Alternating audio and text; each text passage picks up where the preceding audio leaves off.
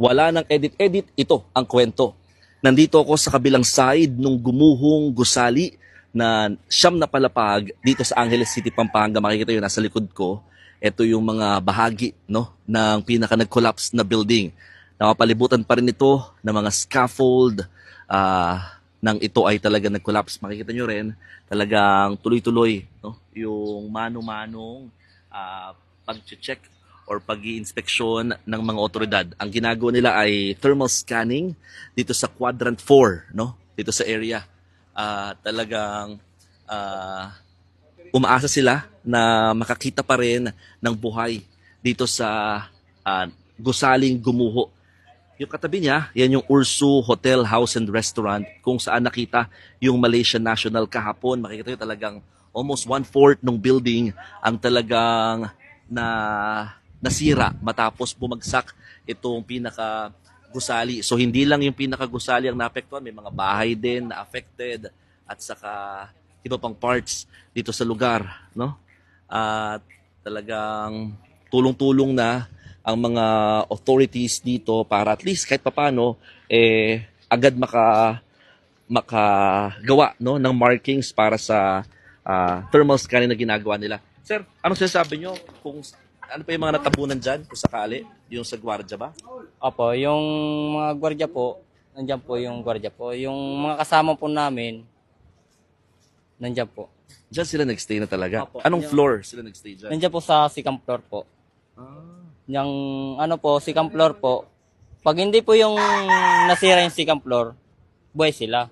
Pero pag nasira yun, wala na po. Yung gwardiya sa nakapwesto dyan? Diyan lang po sa ano dyan, yung tinatayan na ng mga ano dyan, dyan po. Yung sakali kasi mga kapatid, yung gwardiya, siya yung may access nung at least yung logbook ba. So malalaman na rin talaga. Sunod-sunod na yon, no? Ito kasi, si Sir ay construction worker ka rin dito.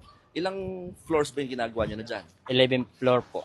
11 na. 11th floor. Oo. Finish na po. Katapos na. Apo. Ay pero 9 lang daw dapat pala yan. Hindi nyo alam yun, no? Kasi kayo, kilos lang kayo, no? Pero kayo, buti hindi kayo nasama dyan. Nasaan kayo nakapwesto? Dito lang po kami kasi yung Iba yung barracks nyo. Opo. Yung foreman po kasi namin, iba-iba kasi. Dalawa yung foreman namin. Yung foreman namin dito kasi nakabaras kami dito. Okay, sa labas sila kasi mga kapatid, nasa labas sila nung pinaka-building na ginagawa.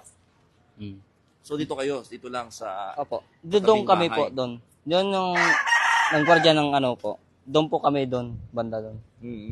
Kaya ligtas po kami. Yung kawawa po, nandun sa ilalim ng building. Yung mga kamag-anak nila, mga anak. May kasama pa sila mga pamilya. Opo. Pwede ba yun? Pa. Pwede ba yun? Nandun po yung mga ano yung asawa, pamilya na po. Nandun. Pati yung baby nandun sa loob. Di baka hindi lang 17 ang binibilang natin dito. Iwan ko lang po. Basta yung ano ko lang, Gano'ng karami ba yung mga nakatira doon? Sa... mga nasa 19 o 20. So same na yun. Apo. Sige. Nung oras na yun, ano nangyari sa... Ano nangyari po yung madaling araw po, alas 2. Yung umihi po ako, ng gabi na yung alas 2. Sisiyar sana ako sa building. Buti nga, yung tiyan ko, minto, parang naiihi na ako. Umihi muna ako sa gitna yan dyan. Oo. Parang nawala yung sakit ng tiyan ko, pag-ihi ko, bumalik na ako, higa na ako sa baras ko. Biglang... Pagbalik ko, bigla nang bumagsak. Kung hindi ako ng ano, wala kang narinig na kahit anong malakas na tunog parang lindom po. nung bumabagsak na siya. Opo. Wala na ako nakita ng daanan ko yun sa baras ko. Wala na ako alikabok na po. Pero matibay na may pagkakagawa ninyo dito sa building. Opo naman. Matibay naman.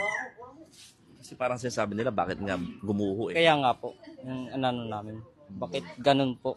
Nung ano, nangyari po. Masakit po sa amin, ganun yan nangyari. Masakit po sa amin. Ano pangalan mo?